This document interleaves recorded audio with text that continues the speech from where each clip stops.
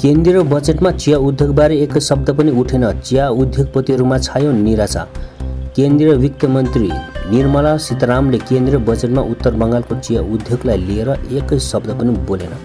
केन्द्रको भाजपा सरकारले सिधै उत्तर बङ्गालको चिया उद्योगलाई वर्षौंसम्म वञ्चित राख्यो। यसभन्दा अघि 2021 को विधानसभा चुनाव प्रचारको निम्ति अलिपुरद्वार आएको केन्द्रीय गृहमन्त्री अमित शाहले चिया उद्योगलाई 1000 करोड रुपियाँको विशेष फन्ड बनाउने घोषणा गरेका थिए। तर चुनाव सकिने बित्तिकै अहिले आम मानिसहरूले थाहा पाइसके कि शाहले गरेको घोषणा केवल एक चुनावी झुटो वचन थियो। हेर्दै गर्नुहोस् यसै विषय तयार पारेको यो खबर।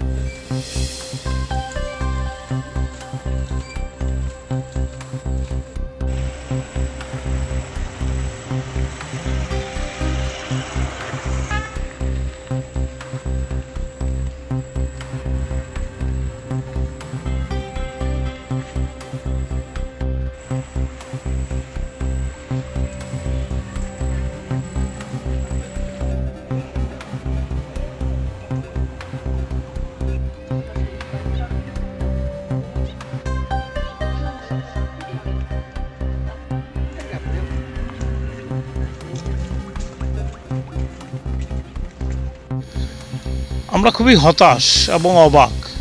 তার কারণ হচ্ছে আমরা ভাবছিলাম ভারতবর্ষের চা শিল্প এমন একটা শিল্প যে শিল্পে ভারতবর্ষের সবচেয়ে বেশি শ্রমিক প্রত্যক্ষভাবে কাজ করে একটাই শিল্প, সেটা হচ্ছে চা শিল্প।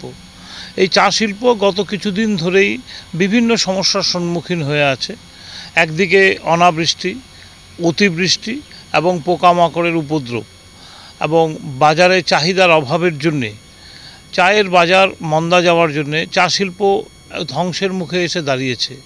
সেখানে আমরা সবাই লড়াই করছি।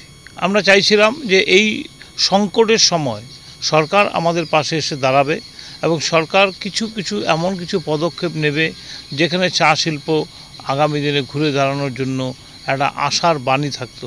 কিন্তু সেখানে কিছুই না থাকার জন্য আমরা সত্যি হতাশ এবং অবাক। এই যে উত্তরবঙ্গে এবং পাশাপাশি পশ্চিম রাজ্য আসাম, সেখানেও একটা এরকমই সমস্যা কি? হ্যাঁ, পুরো ভারতবর্ষের কথাই বলছি, আমি শুধু পশ্চিমবঙ্গের কথা বলছি না। ভারতবর্ষে চা শিল্প এমন একটা শিল্প যেখানে সবচেয়ে বেশি সংখ্যক শ্রমিক প্রত্যক্ষভাবে কাজ করে একটাই শিল্প, সেটা হচ্ছে চা শিল্প। সেখানে এই চা শিল্পের সংকট চলছে আসাম, পশ্চিমবঙ্গ সব জায়গায় একই রকম সংকট চলছে। প্রোডাকশান 30 to 40% ডিক্লাইন আছে এই মুহূর্তে। অতিবৃষ্টি, অনাবৃষ্টি এবং পোকামাকড়ের উপদ্রব, এইসব কারণের জন্য এবং চাহিদার অভাবের জন্য সেখানে দাঁড়িয়ে থেকে সরকার আমাদের পাশে দাঁড়াবে এটাই তো আমাদের আশা ছিল।